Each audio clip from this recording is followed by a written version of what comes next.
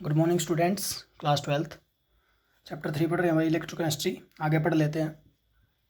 अगला टॉपिक है बेटा सम कमर्शियल सेल्स। सम कमर्शियल सेल्स। तो देखो इसमें क्या है कि हमने इलेक्ट्रोकेमिकल सेल तो पढ़ लिए कि भाई हम केमिकल एनर्जी से इलेक्ट्रिकल एनर्जी बना सकते हैं।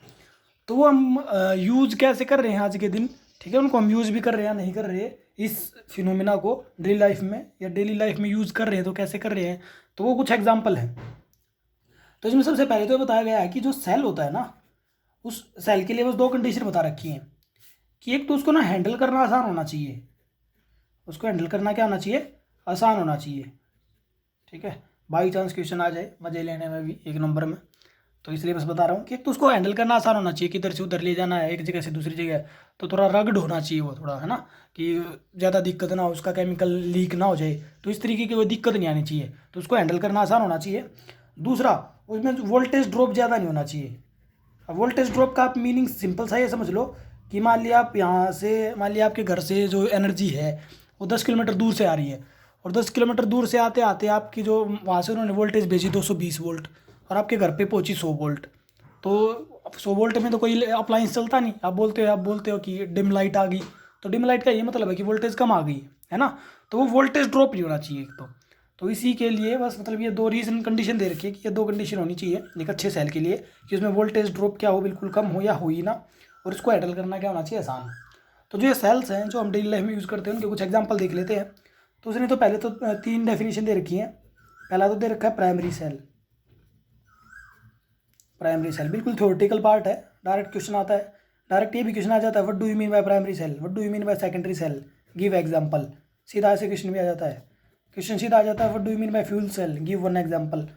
तो प्राइमरी सेल क्या होते हैं, जो एक ही बार यूज़ में आते हैं, जो एक ही बार यूज़ होते हैं, ठीक है, जो रिचार्ज नहीं होते, जो रिचार्ज नहीं होते, ठीक है ना। इससे कौन से सेल हैं, जैसे जो हम घड़ी में यूज़ करते हैं, है ना, दीवार घड़ी होगी, दीवार घड़ी वाला वो सेल, या हाथ की घड़ी का सेल, तो वो सेल होंगे, ठीक है, या रिमोट वगैरह में यूज़ करते हैं, ठीक है। तो इस प्रकार के सेल। सेकेंडरी सेल क्या होते हैं, जो बार बार यूज़ कर सकते हैं, जिनको हम, जो बार बार यूज़ हो सकते हैं। दूसरा, जिनको हम रिचार्ज कर सकते हैं, बार बार तभी तो होंगे जिनको क्या कर सकते हैं भाई, रिचार्ज। इसका एग्जांपल क्या है, इन्वर्टर की बैटरी, ठीक है, इन्वर्टर की बैटरी। तो ऐसे सेल को क्या बोलते हैं, सेकेंडरी। सेकंड बार भी यूज़ हो जाएंगे, थर्ड बार भी यूज़ हो जाएंगे, तो ऐसे करके बोलते हैं सेकेंडरी सेल। और फ्यूल सेल क्या होते हैं कि फ्यूल सेल की मतलब सीधी सी डेफिनेशन दे रखी है कि फ्यूल सेल वो होते हैं जिनमें एनर्जी जो प्रोड्यूस होती है वो हाइड्रोजन या कार्बन डाइऑक्साइड या CH4 वैसे मतलब ऐसे फ्यूल्स को बर्न करने से होती है, ठीक है। तो जो एनर्जी प्रोड्यूस होती है, एनर्जी जो क्या होती है प्रोड्यूस, वो किस वजह से होती है, फ्यूल्स की वजह से। फ्यूल वो नहीं पेट्रोल वगैरह नहीं, ये आपके H2 कोई मोलिक्यूल वगैरह होगी जो CO CH4 एटसेट्रा। तो इस प्रकार के जो केमिकल्स वगैरह को बर्न करने से, ठीक है, जो हमें एनर्जी मिलती है उनको बोलते हैं फ्यूल सेल। तीनों की डेफिनेशन दे रखी बुक में बिल्कुल स्टार्टिंग में ही, तो वहाँ से आप डेफिनेशन लिख लोगे। और डेफिनेशन ये नहीं कि पहले 3 डेफिनेशन लिख ली, नहीं, पहले लिखोगे प्राइमरी सेल, उसकी डेफिनेशन, फिर उसके एग्जाम्पल जो भी हम सीखने वाले हैं, फिर सेकेंडरी सेल उसके एग्जाम्पल हो गया, फिर थर्ड में फ्यूल सेल, फिर उसको पूरा एक्सप्लेन करेंगे। तो ऐसे तो अभी प्राइमरी सेल पढ़ा है। तो प्राइमरी सेल क्या होते हैं, जिनको बार बार यूज़ कर सकते हैं। अब इसमें 2 एग्जाम्पल दे रखे हैं। कौन कौन से 2 एग्जाम्पल दे रखे हैं, एक तो दे रखा है शुरू में ड्राई सेल, ड्राई सेल, और एक दे रखा है मरकरी सेल, मरकरी सेल। तो जो दीवार घड़ी में यूज़ होता है सेल, उसको यहाँ पे बोला गया है ड्राई सेल। और मरकरी सेल क्या, जो हाथ की घड़ी में यूज़ होता है, ठीक है भाई, जो पतला सा बटन सेल बोलते हैं, जिसको क्या बोलते हैं, बटन सेल। तो ये वो है। तो इन दोनों को ये देखेंगे कि ये बनते कैसे हैं, ठीक है, और इनमें कैसी रिएक्शन होती है, इतना याद रखना है, और ये कितनी वोल्टेज देते हैं, बस इतना सा याद रखना है। तो पहले ड्राई सेल पढ़ लेते हैं। ड्राई सेल, तो ड्राई सेल में देखो उसने क्या दे रखा है कि आप सबको पता है जो वो इतना सा सेल होता है, इतना सा सेल होता है ना, उसके नीचे ऐसे गोल होता है ऐसे, ठीक है, यहाँ पे ऐसे करके, और यहाँ पे को ऐसे कैप सी होती है ना, इस प्रकार का वो सेल होता है। तो उसी को बताया गया है कि इसमें ढंग से अगर जब आपने किसी ने अगर उसको तोड़ के भी देखा होगा तो आपको पता होगा कि उसके बाहर है ना एक जिंक की कंटेनर होती है। उसने ऐसे दिखाया उसको कि बाहर क्या है, एक जिंक का कंटेनर है, पूरा जिंक का क्या है, कंटेनर है। ठीक है, तो ये जिंक का कंटेनर है बाहर।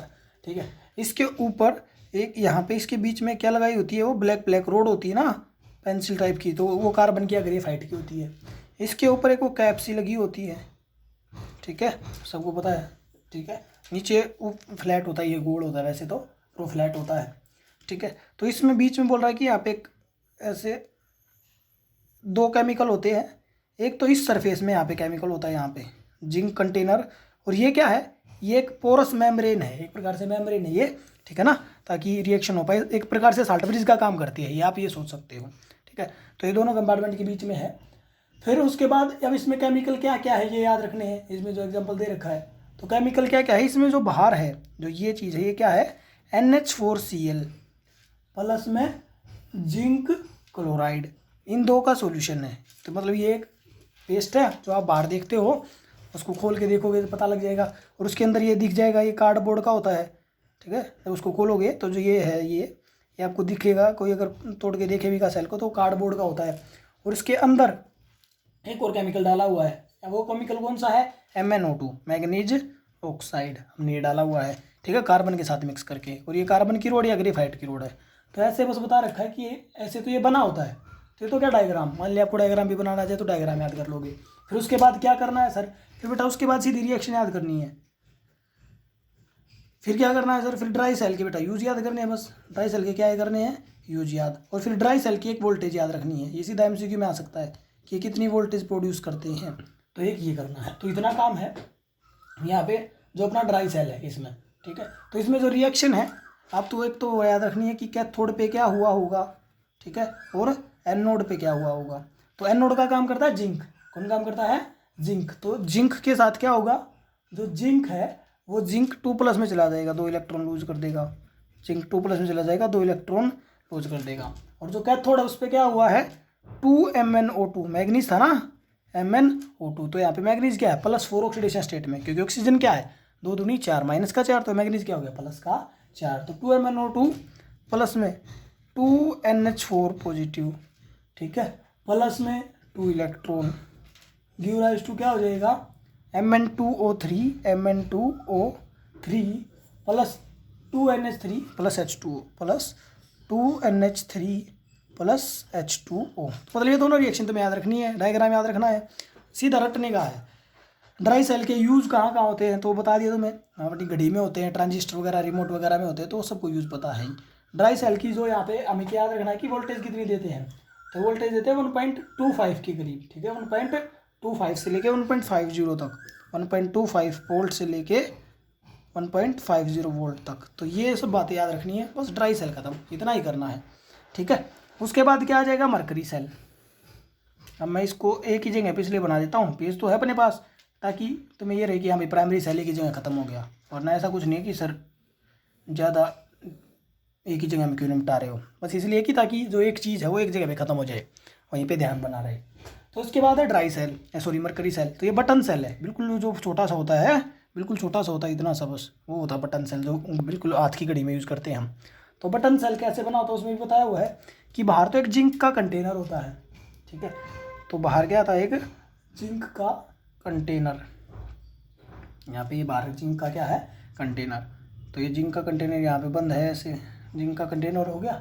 उसके अंदर एक ऐसे ही, उसके अंदर भी एक रोड होती है, और यहाँ पे एक ये जिंक के कंटेनर को इससे डिफरेंशिएट करने के लिए यहाँ पे एक कार्डबोर्ड टाइप चीज़ होती है। तो ऐसे बस उसने बहुत बता रखा है। ठीक है, कार्बन की यहाँ पे क्या होती है, आपकी कैथोड होती है, और जो आपकी जिंक की होती है क्या होती है, एनोड होती है। सिंपल सी बात है। और एनोड का काम करता है कौन है, कंटेनर। कंटेनर खुद किसका काम करता है एनोड का, एनोड। और ये क्या है, कैथोड। ठीक है भाई, अब इसके अंदर क्या होता है कि ये जो हो गया पोरस, वो जो चीज़ जो जिंक कंटेनर को जो यहाँ पे केमिकल भरा हुआ है उसको अलग करती है। ठीक है, इन दोनों को क्या करती है, अलग। अब इसके अंदर होता क्या है, आपका पेस्ट होता है, किसका, NaOH वगैरह या KOH वगैरह का। ठीक है, साथ में मरकरी। अब मरकरी सेल है ना, तो याद रखना इसमें मरकरी जरूर होगा। तो केमिकल क्या है, मरकरी का ऑक्साइड HgO, साथ में थोड़ा सा KOH। तो ये याद रखना कि ड्राई मरकरी सेल में क्या क्या ले रखा हमने, HgO और KOH। और अब क्या करना है, इनकी रिएक्शन याद करनी है बस, ठीक है। यूज़ याद करने हैं, यूज़ बता दिए पहले ही, ठीक है। रिएक्शन क्या याद करनी है कि कैथोड पे क्या हुआ है, एनोड पे क्या हुआ है। तो एनोड पे क्या हुआ है कि जो आपका जिंक था, जिंक कंटेनर किसका काम करता है, एनोड का। वो जो जिंक था वो क्या करेगा, 2 OH, ये 2 OH कहाँ से आ जाएंगे, KOH से। उनको क्या दे देगा, इलेक्ट्रॉन दे देगा 2, ठीक है।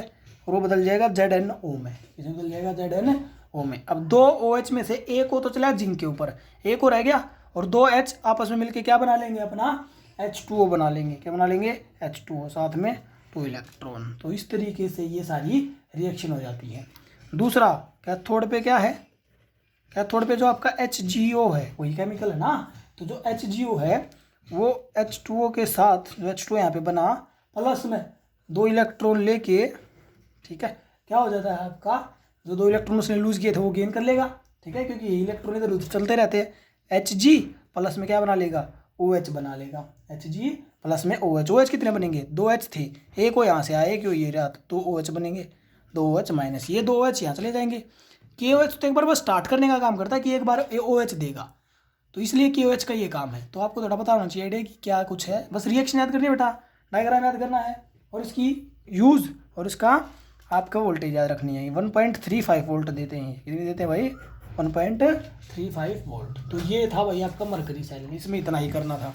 तो प्राइमरी सेल हो गया, इसमें यही था कि कितना देता है, 1.35 वोल्ट देता है। तो इसमें अपना हो गया इतना, ये इतना ही पढ़ना था बस। तो इतना ही करना तुम्हें, सिर्फ थ्योरेटिकल है, एज इट इज लर्न करना है। मरकरी सेल बनवा ले, डायग्राम, रिएक्शन, यूज, खेल खत्म। वोल्टेज कितनी देगा, 4 काम करने हैं। अब आगे सेकेंडरी सेल्स में।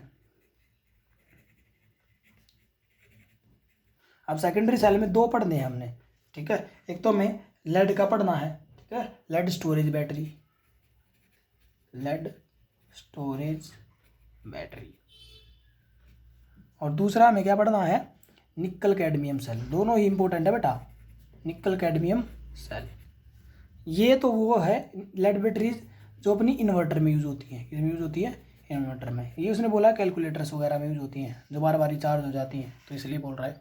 तो इन्वर्टर में बैटरी में आपने देखा होगा कि आप जब पानी भी डालते हो इन्वर्टर की बैटरी में, तो आप 6 जगह पानी डालते हो, तो वो 6 अलग अलग कंपार्टमेंट्स हैं, ठीक है। आजकल तो ट्यूबुलर बैटरी भी आती है जिनमें ऐसे 1 2 3 4 5 6 ऐसे होते हैं। जो पुरानी बैटरी होती थी उनमें क्या होता था, 1 2 3 4 5 6 ऐसे होता था। तो वो 6 अलग अलग कंपार्टमेंट है। तो उसने ऐसे ही बताया हुआ है कि वहाँ पे 6 रोड हैं। कितनी रोड है, इसको पढ़ रहे हैं अब हम। उसमें कितनी रोड है, 6 रोड, मतलब 6 इलेक्ट्रोड है। अब 6 इलेक्ट्रोड में से क्या होंगी, 3 तो आपकी होंगी कैथोड और 3 क्या होंगी, एनोड। तो हमें ये याद रखना कि 3 तो क्या है, कैथोड, और 3 क्या है, एनोड। अब कैथोड क्या है, कैथोड होती है PbO, lead oxide, PbO2, Pb+4 है यहाँ पे। और जो एनोड पे है वो खाली लेड होता है, स्पंजी लेड। क्या होता है, स्पंजी लेड। तो आपको याद रखना कि कैथोड क्या है, एनोड क्या है। इनको बुक में भी दे रखा है बना के, ये पूरी ऐसे बैटरी दे रखी है, ठीक है। और यहाँ पे ये होगी बैटरी बंद ऊपर से, तो थोड़ा यहाँ पे पॉजिटिव नेगेटिव आपके जो आ जाएंगे जो भी कैथोड पे। तो देखो एक रोड आ गई ऐसे करके, ये मान लिया एक आ गई, एक आ गई, ठीक है। इसको आगे जोड़ा हुआ है दूसरी के साथ। मैं ये बीच में क्यों लेके आ रहा हूँ, ये अलग करने के लिए। फिर एक और आ गई यहाँ पे ये, तो ये 3 आ गई। अब ऐसे ही फिर 3 वो है आपकी, क्या बोलते हैं उसको, एनोड। तो एनोड यहाँ पे ऐसे, इनके मैंने चारों तरफ ऐसे नहीं किया ताकि आपको डिफ्रेंशिएट रहे कि ये सिर्फ एक डंडे वाली क्या है, एनोड, और ये जो पूरा डिब्बा बना दिए क्या है, कैथोड। तो ये बनाई हुई है। तो जो ये एनोड है, एनोड क्या है, लेड खाली, और जो कैथोड है वो क्या है, लेड ऑक्साइड की। तो ये क्या बनाती है, पॉजिटिव टर्मिनल, ये क्या बनाती है, नेगेटिव टर्मिनल।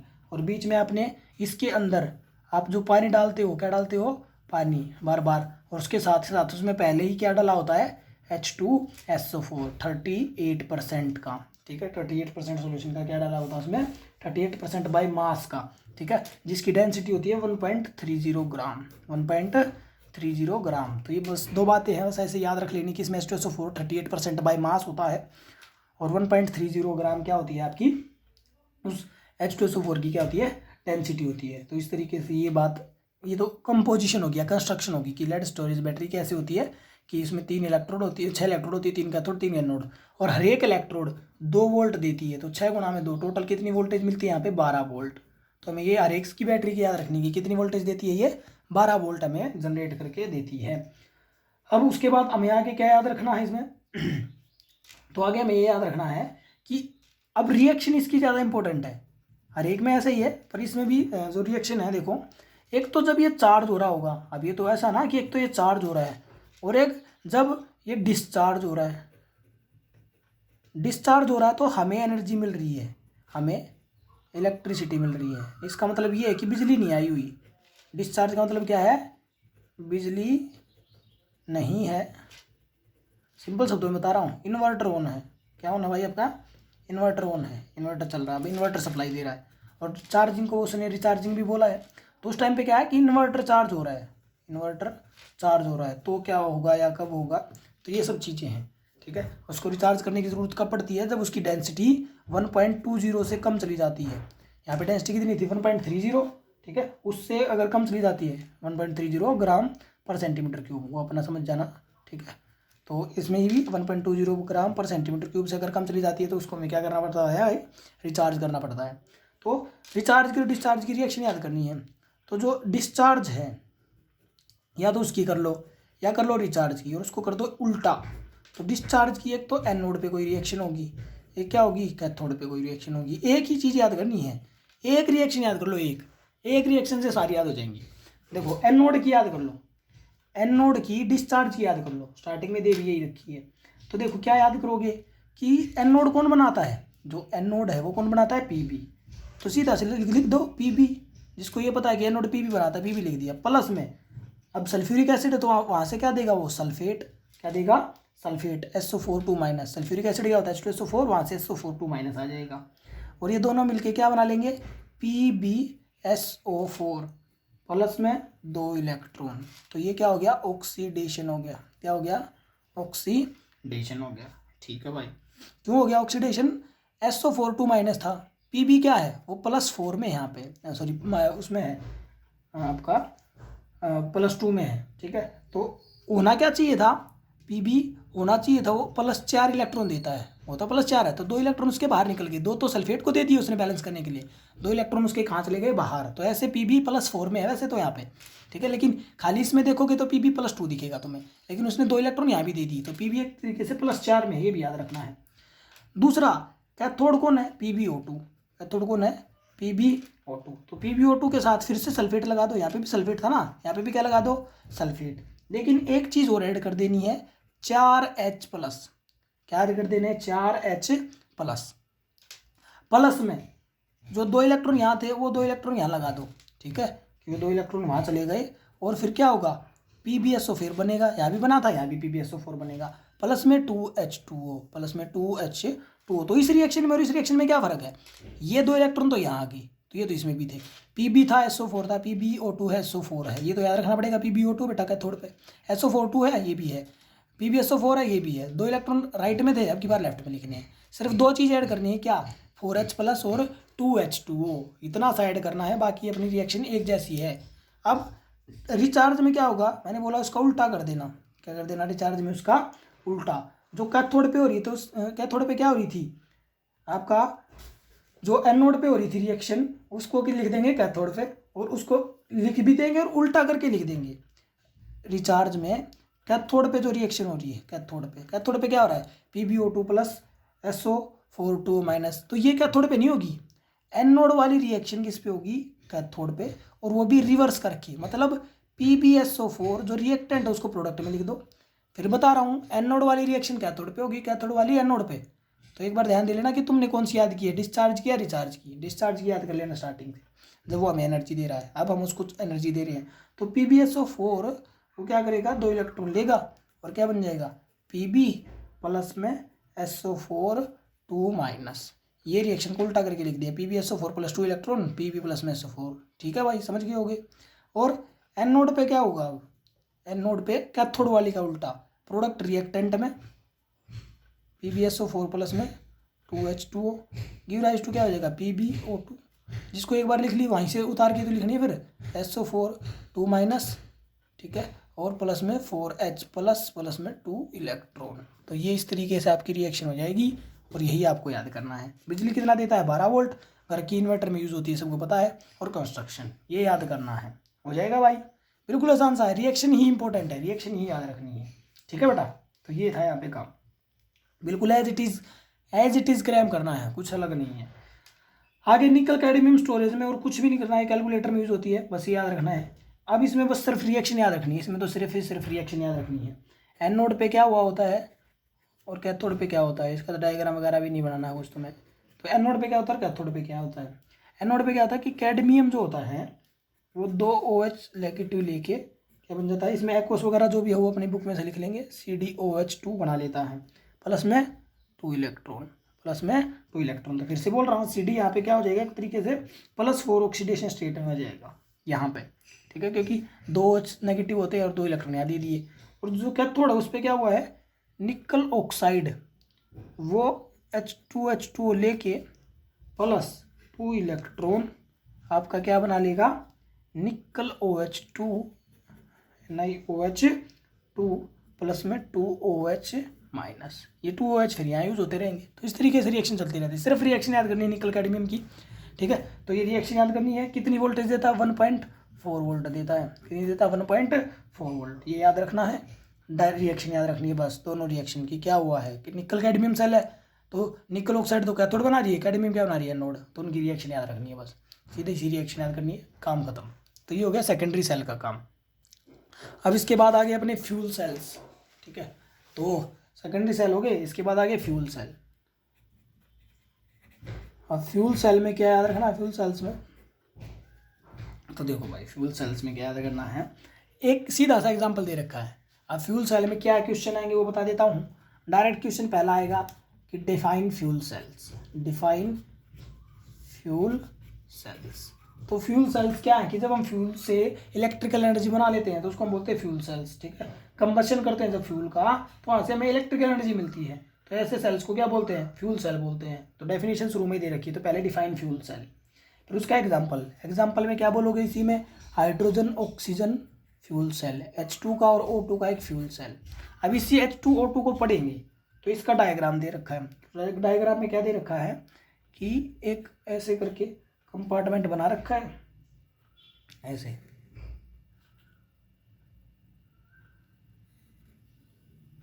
ठीक है भाई, ऐसे बना दिया, ऐसे इधर चला गया, ये इधर ऐसे चला गया, ये थोड़ा यहाँ पे जगह छोड़नी थी, यहाँ पे जगह छोड़नी है। देखो अब आगे क्या है कि यहाँ पे इसने बीच में इधर क्या लगाई हुई है, आपकी इलेक्ट्रोड्स लगाई हुई हैं, यहाँ पे ऐसे इधर इलेक्ट्रोड लगाई हुई है, ये इलेक्ट्रोड है दोनों, ये क्या है कार्बन की इलेक्ट्रोड है, ये भी क्या है आपकी इलेक्ट्रोड है, ठीक है, कार्बन की इलेक्ट्रोड है, ये कैथोड है आपकी, यहाँ पे क्या है पॉजिटिव टर्मिनल और यहाँ पे क्या है आपका नेगेटिव टर्मिनल, ठीक है। तो ये तार चला गया आपका।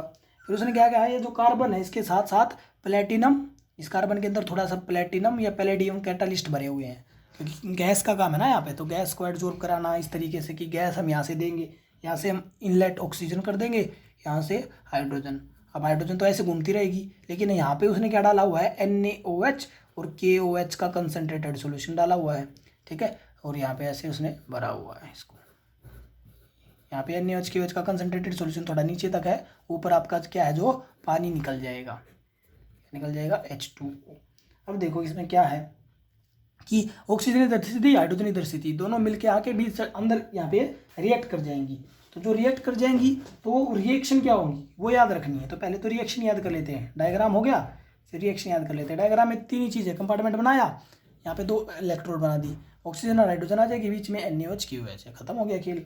रिएक्शन में क्या है कि जो एनोड है, ठीक है, तो एनोड पे क्या हुआ है कि जो आपके 2 H2 थे, अब लेफ्ट साइड एनोड होती है ना, माइनस देखो माइनस है तो H2, तो एनोड क्या होगी आपके 4 OH माइनस ले लेगी, ठीक है। OH कहाँ से आएंगे, NaOH KOH से, ठीक है। उसके साथ एड करके क्या बना लेंगे 4 H2O प्लस में 4 इलेक्ट्रॉन निकल जाएंगे, 4 H2O प्लस में क्या निकल जाएंगे 4 इलेक्ट्रॉन। डायरेक्ट रिएक्शन याद रखनी है। कैथोड पे क्या हो जाएगा कैथोड पे कौन थी, ऑक्सीजन। ऑक्सीजन गैस क्या करेगी, H2O लेगी, ठीक है, और मतलब इस H2O के साथ एक तरीके से रिएक्ट करेगी, प्लस में 4 इलेक्ट्रॉन, प्लस 4 इलेक्ट्रॉन, जो इलेक्ट्रॉन यहाँ से निकले थे वो इसको गेन कर लेगी, और 4OH माइनस। जब प्रोडक्ट में 4 इलेक्ट्रॉन है ना प्लस का, प्लस 4 इलेक्ट्रॉन, इसका मतलब ये लूज हो गई, और रिएक्टेंट में है तो वो गेन हो गई। तो इस H2O और इसके साथ रिएक्ट किया और क्या बन गया 4OH, क्योंकि ऑक्सीजन भी तो यही आएगी और यहीं पे वो H2O बना था, उसके रिएक्ट करके क्या बना लेगी 4OH। तो ये 4OH याद आता रहेगा, ऐसे ही बनता रहेगा बनता रहेगा बनता रहेगा। तो ये रिएक्शन याद करनी है, और इसकी जो नेट रिएक्शन है वो क्या हो जाएगी, 4 इलेक्ट्रॉन से 4 इलेक्ट्रॉन क्या हो जाएगा, कैंसिल हो जाएगा, ठीक है। और H2 plus O2, H2 plus O2, 4OH से 4OH कैंसिल हो जाएगा, H2 यहाँ पे मैंने O2 लगा दिया, यहाँ पे वो नहीं आएगा, H2 था खाली, H2 प्लस O2, H2 कितने थे 2, गिव राइज टू आपको क्या हो जाएंगे 2H2O, ठीक है। और यहाँ पे 2H2 लिखना था, 4H2 इधर है, 2H2 इधर है, तो 4 से 2 कट जाएंगे, सिर्फ 2 रह जाएंगे, तो 2H2O। तो ये हो जाएगी आपकी टोटल रिएक्शन। ये रिएक्शन याद करनी है, डायग्राम याद रखना है। अब इसके एडवांटेजेस, ये डायरेक्ट आता है कि what do you mean by fuel cell, definition और राइट इट्स एडवांटेजेस, तो सिर्फ इतना भी आ सकता है। तो एडवांटेजेस में पहला क्या लिखना है कि it is not non polluted, it is non polluted cell, कि पोल्यूशन नहीं करता। क्यों नहीं करता, क्योंकि जो प्रोडक्ट निकलता है वो सिर्फ वाटर होता है, जो साइड प्रोडक्ट निकलता है इसमें वो क्या होता है, वाटर होता है, तो ये पोल्यूशन नहीं करता, पहला काम। दूसरा, इसकी एफिशिएंसी ज़्यादा है, दूसरा क्या है, इसकी एफिशिएंसी बेटा क्या है, ज़्यादा, ये इसका दूसरा पॉइंट है, ठीक है। It has high efficiency as compare to आपके जो पेट्रोलियम वगैरह फ्यूल सेल है उनके मुकाबले, ठीक है। और तीसरा इसमें क्या है, जो ये आपका जो फ्यूल सेल है कि ये कभी डेड नहीं होता, ये चलता ही रहता, मतलब काफ़ी टाइम तक चलता रहता है। ये तो है कि भाई कभी तो डेड होगा, लेकिन और सेल के मुकाबले ज़्यादा चलता, तो ऐसे लगता है डेड हो ही नहीं रहा, तो कंटिन्यूस सप्लाई देता है। It provide us continuous supply, तो हमें कंटिन्यूस सप्लाई देता रहता है, पोल्यूशन नहीं करता, वाटर देता है, और एफिशिएंसी। और ये कहाँ पे यूज़ होता है, रॉकेट्स वगैरह में, ठीक है। तो इसमें बुक में दे रखा है कि कहाँ पे पहली बार यूज़ किया गया था, ठीक है। तो दे रखा है वहाँ पे कि अपोलो मून फ्लाइट में, जहाँ पे वो गया था ना नील आर्मस्ट्रॉन्ग, तो उस वाली फ्लाइट में यूज़ किया गया था। तो इस तरीके से है, अपोलो मिशन ही वो था, अपोलो मून मिशन। चलो, तो उसमें यूज़ किया गया था, और जो वाटर निकलता है उसको यूज़ कर लेते हैं वो पीने के लिए, कौन, जो एस्ट्रोनॉट वगैरह होते हैं, तो उनको पानी की भी कमी नहीं रहेगी इस तरीके से। और ये भी बोल रहा है कि सिर्फ 200 किलोग्राम ही आपके कितने दिन चलता है, 11 दिन चलता है, तो इसकी एफिशिएंसी भी बहुत ज़्यादा होगी, बहुत ही कम आपने यूज़ करना पड़ा, ठीक है। अब ये तो होगी इसके एडवांटेज। अब इसकी कुछ कमियां हैं, लिमिटेशन क्या है। अब इसमें एक फॉर्मूला दे रखा है इसकी एफिशिएंसी निकालने का, वो फॉर्मूला आप बस याद रख सकते हो डायरेक्ट, ठीक है। चलो बाद में बात करता हूँ। लिमिटेशन क्या है, इसमें पहले लिमिटेशन बता रखी है, बता देता हूँ कि providing of contact between 3 phases needed in a fuel, कि इस फ्यूल सेल में एक दिक्कत ये है, पहली दिक्कत ये है कि हमें 3 फेज के बीच में कॉन्टैक्ट चाहिए, 3 फेजेज के बीच में कॉन्टैक्ट चाहिए। 3 फेजेज कौन सी हैं, यहाँ से तो आई गैस, एक गैसियस फेज, ठीक है, लिक्विड जो कि बीच में इलेक्ट्रोलाइट है, ठीक है, और उस यहाँ पे क्या है, कैटालिस्ट। तो हमें 3 फेजेज सॉलिड, लिक्विड और गैस के बीच में क्या कराना, कॉन्टैक्ट कराना है, वो थोड़ा सा क्या हो जाता है, मुश्किल हो जाता है। तो पहला पॉइंट ये है, समझ में आ गया होगा। दूसरा कि जो जो ये है ना, मतलब जल्दी कोरोसिव हो जाता है, ठीक है। कोरोसिव मतलब ख़राब होना स्टार्ट हो जाता है, डेड होना एक अलग चीज़ है, ख़राब होना मतलब जल्दी ख़राब होना, ख़राब होता रहेगा, काम भी करता रहेगा, ख़राब होना जल्दी स्टार्ट हो जाएगा, ठीक है। तो ये कोरोसिवनेस जल्दी हो जाता है, जल्दी से ख़राब होने की साइड चला जाता है। तीसरा कि जो कैटालिस्ट हमने यूज़ किया वो क्या यूज़ किया, प्लेटिनम पैलेडियम, ये क्या होते हैं, बहुत महंगे होते हैं, तो इसमें बनाने के लिए जो खर्चा था वो क्या जाता है, बहुत ज़्यादा होता है, ठीक है, हाई कॉस्ट होती है वो कैटालिस्ट यूज़ करने की। और चौथा पॉइंट दे रखा है, इसको हैंडल कैसे करें, क्योंकि ये काम करता है आपका 70 से लगभग 140 टेम्परेचर पे, 140 डिग्री सेल्सियस पे।